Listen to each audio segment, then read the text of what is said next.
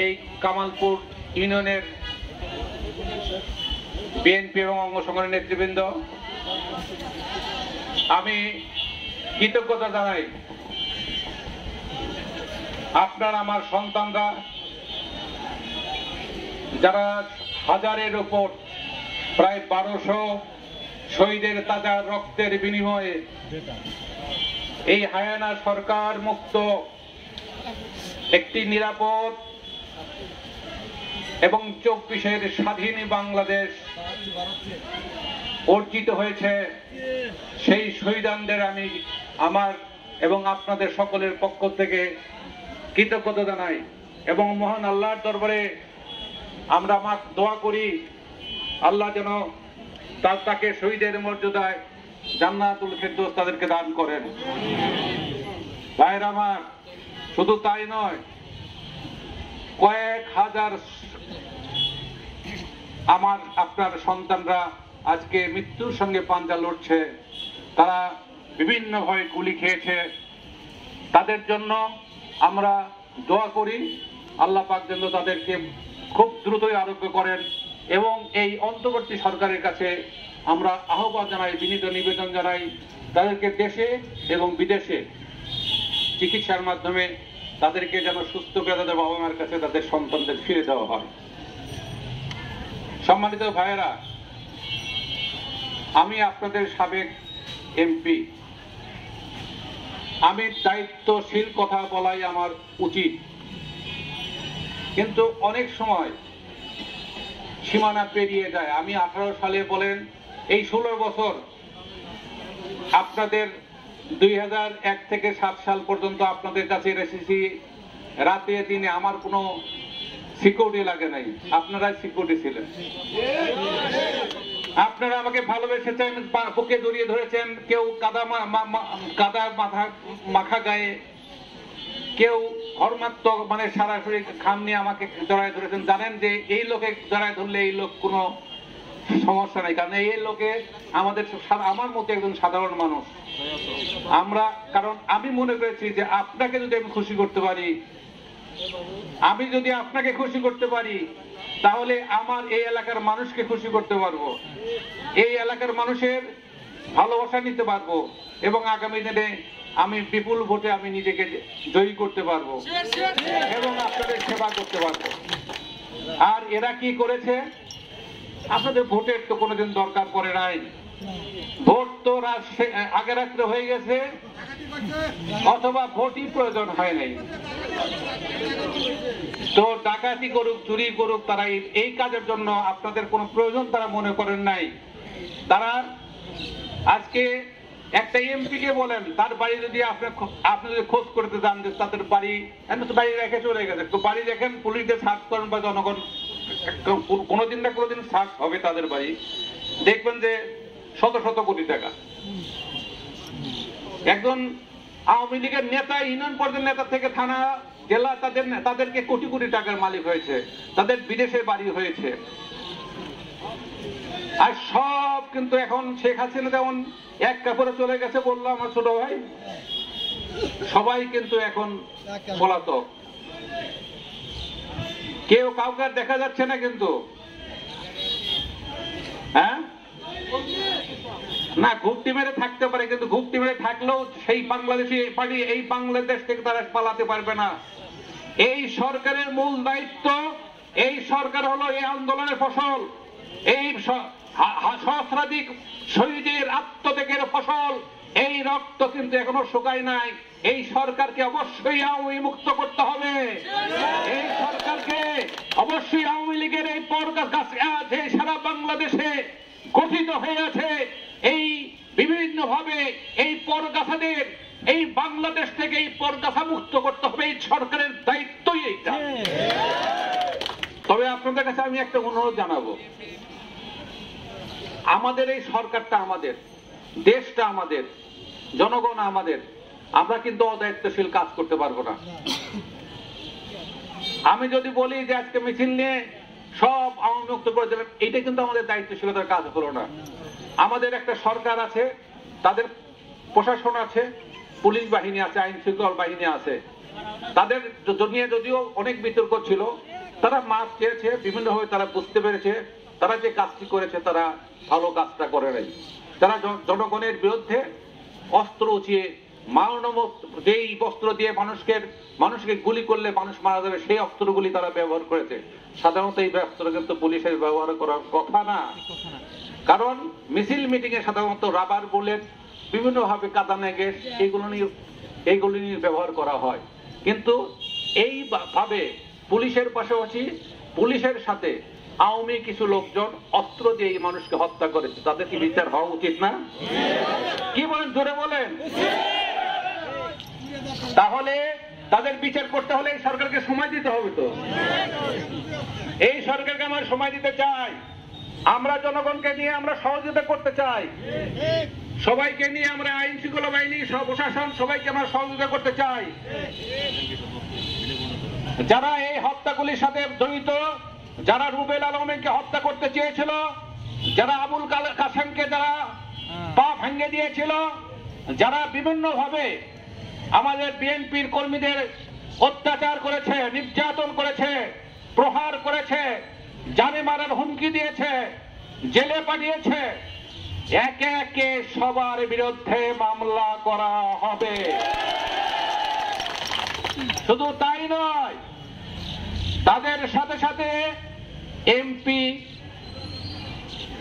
এবং এমপির সাথে যারা আছে, উপজেলা চেয়ারম্যান, যারা বিভিন্ন আওয়ামী লীগের বিভিন্ন থানা পর্যায়ে, জেলা পর্যায়ে যাদের নেতৃত্বে এই ঘটনাগুলো ঘটছে, তারাও এগুলো না আসামি হবে।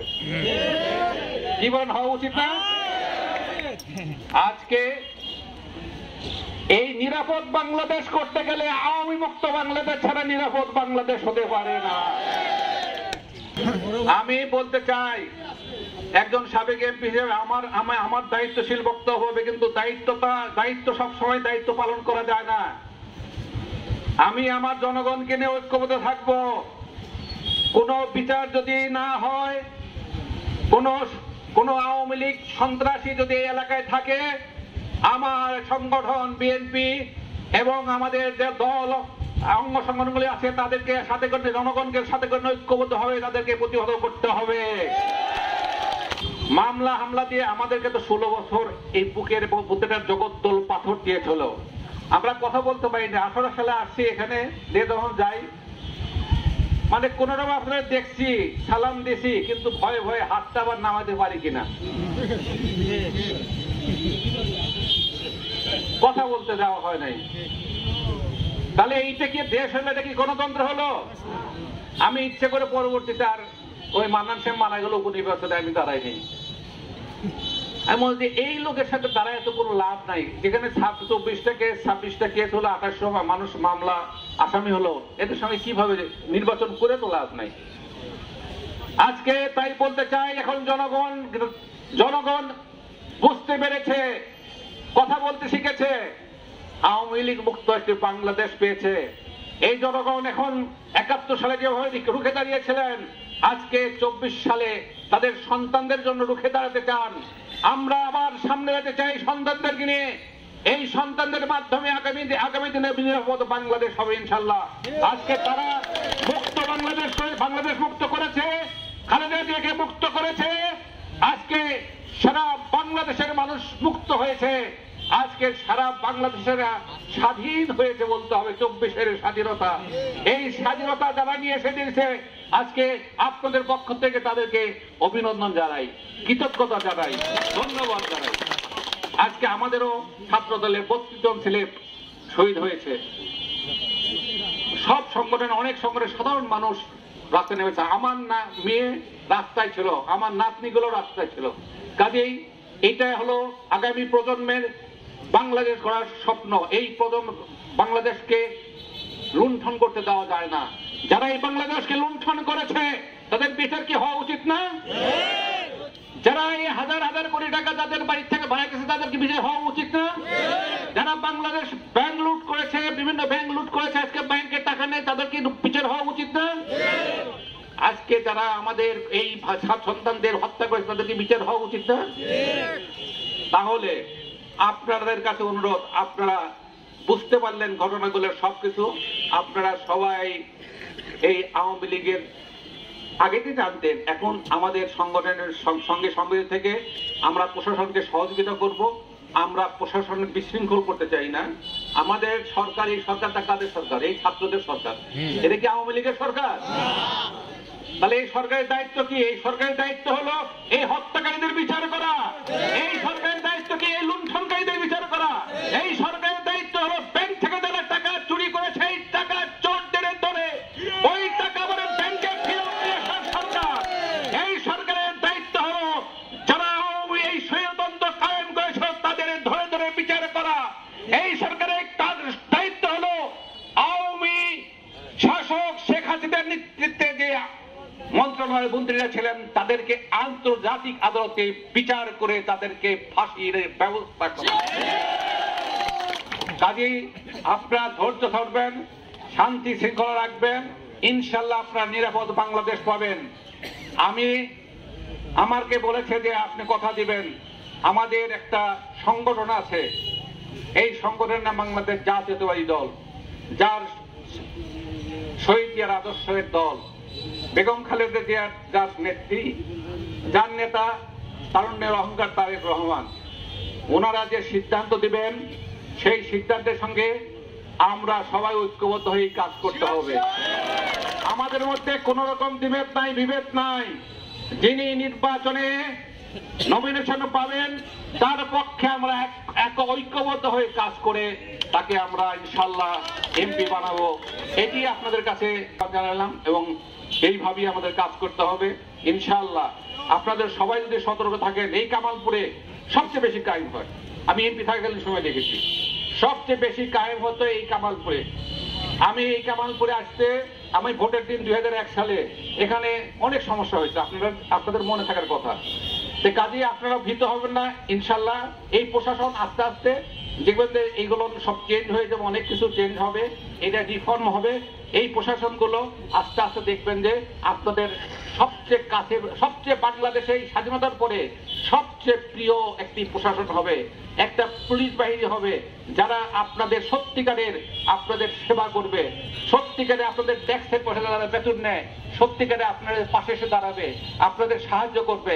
এই প্রশাসন ইনশাল্লাহ আগামী কয়েক মাসের মধ্যে হয়ে যাবে ইনশাল্লাহ।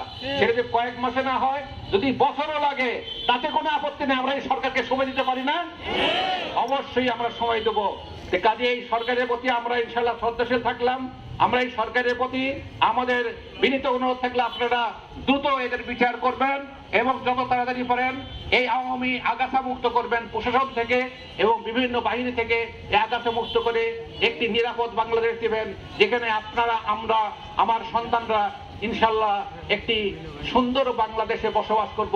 যেই বাংলাদেশ হবে আগামী দিনের উন্নততম বাংলাদেশ, যে বাংলাদেশ স্বপ্ন আমার শহীদ রাষ্ট্রপতি জিয়া দেখেছিলেন, যেই স্বপ্নে আমাদের সেই 71-এর স্বাধীনতা যুদ্ধের মুক্তিযুদ্ধে দেখছিলেন, যেই স্বপ্ন আমার ছাত্র ভাইরা দেখে শহীদ হয়ে গেছে, সেই বাংলাদেশকে ইনশাল্লাহ আমরা গড়ে তুলব। আপনাদের সকলের সহযোগিতায় আপনারা দোয়া করবেন, মহান আল্লাহ তাআলা যেন আমাদেরকে এই তৌফিক দান করে।